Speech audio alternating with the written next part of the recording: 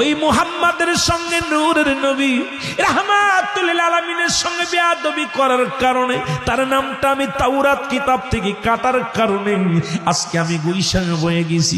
আমি তোর কাছে ক্ষমা চাই, আমাকে তুই মারিস না। আমি তোর কাছে ক্ষমা চাই রে আবু জেহেল, আমার গায়ার বাড়ি মারিস না। আমি সহ্য করতে পারি না। মারবি, আমার নবীর কাছে ক্ষমা চাওয়ার পরে আমার নবী যদি ক্ষমা করে দেয় এরপরে আমাকে দুনিয়া থেকে বিদায় কর। একটা সুযোগ দে, রাসূলের রওজা রাসূলের কাছে যাওয়ার একটা সুযোগ করে দে। আবু জেহেল ডাক দে লোকজনের বলে, তোমরা কে কোথায় আছো? লাঠি নিয়ে আসো। আরে মুহাম্মদ সাপ পাঠাইছে আমারে মারার জন্য, আর সাপ বলে ওরে মারতে বারণ করে। একে তো সারা যাবে না, জলদি আয়, লাঠি নিয়ে আয়। লাঠি দিয়া পিটাইয়া আবু বাদানরে কি করলেন? হারেসকে পিটাইয়া হাড্ডি গুড্ডি ভেঙে দিলেন। হারেস চোখের পানি ছেড়ে কান্দার বলে, হারেস ডাকতে বলে, আবু জেহেল রে, আর আমি সইতে পারি না। আমি অভিশপ্ত হইয়া মারা যদি যাই রে, আল্লাহর আদালতে আমি কি জবাব দিব? আবু জেহেল রে, তোরে অনুনয় বিনয় করি আমারে মারিস না। আর পারছি না, আর সহ্য করতে পারছি না, আমাকে মারিস না। একটা বার সুযোগ দে, রহমতের নবীর কাছে ক্ষমা চার একটা সুযোগ আমারে করে দে। আরে একটা সুযোগ যদি আমি পাই রে, ওই নবীর কদমের মধ্যে ক্ষমা পার একটা সুযোগ আমারে করে দে। আবু জেহেল পিটাইয়া মারি ফেললেন, সাপটাকে মারলেন। মরা পর হারেস এ মুসলমান গুই সাপটারে পোড়াইয়া এবার কি করলেন? আগুনে তারে পোড়াইলেন।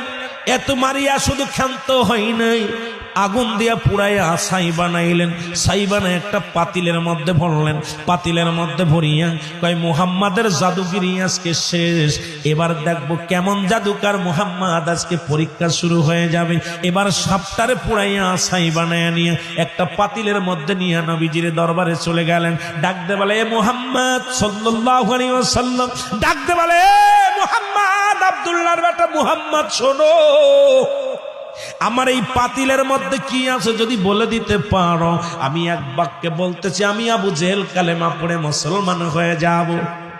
এক বাক্যে বলতেছি, আমি একটা সেকেন্ড দেরি করব না, কালেমা পড়ে মুসলমান হয়ে যাব। এবার বাজান রে, আমার নবী ডাক দেখায়, চাচা আবু জাহেল শোনো,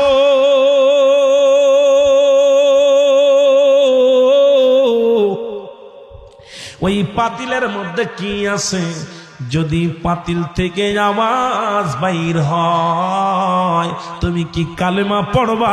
কয়, বাবা তুই কি বলিস? তাহলে তার কোনো কথাই নাই।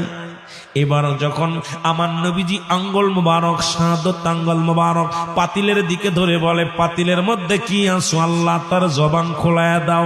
সঙ্গে সঙ্গে জবান খুলে গেছে। বলে, লা ইলাহা ইল্লাল্লাহু মুসা কালিমুল্লাহ। কারণ আমি হলাম মুসা নবীর উম্মত, আমি হারেস মুসা নবীর উম্মত। সঙ্গে সঙ্গে ডাকতে বলে, হুজুর, আমি গুইসাপ হয়ে গেছি আপনার নামের সঙ্গে বেয়াদবি করার কারণে। আমি মাপ চাওয়ার জন্য মুসা আলাইহিস সালামের কাছে দরখাস্ত করেছিলাম। মুসা নবী আমার দরখাস্ত কবুল করেছিল আল্লাহর দরবারে। বলে, এ মুসলমান শুনে নাও, এরপরে আমি ক্ষমা চাওয়ার জন্য মক্কা থেকে মদিনা, আর মদিনা থেকে মক্কায় আমি 6 মাস লাগছে বুকে হেঁটে আসছি আপনার কদমের মধ্যে একটু ক্ষমা চাওয়ার জন্য। আমি আবু জেহেলের বাড়ির সামনে এসে ক্লান্ত হয়ে যাই, ওখানে একটু বিশ্রামে ছিলাম। উনি আমাকে মারিয়া আমাকে কত অনুনয় বিনয় করেছে, আমার কোনো কথাই শোনে নাই। আবু জেহেল আমাকে পিটাইয়া হাড্ডি গুড্ডি ভাঙ্গিয়া এরপরে আগুনে পুড়াইয়া ছাই বানাইছে। ছাই বানাই পাতিলের মধ্যে রাখছে। আমি হলাম গুইসাপ। জোরে জোরে চিল্লা বলা যাবেন আল্লাহু আকবার। এরে আবু জেহেল সঙ্গে সঙ্গে পাতিলটা ফেলে দিছে রে। উনি কাম সারছে, পাতিল ফেলে দিয়ে পাতিল ভেঙে গেছে। গুইসাপ ভিতর থেকে বাইর হইয়া ফুসফুস শুরু করছে।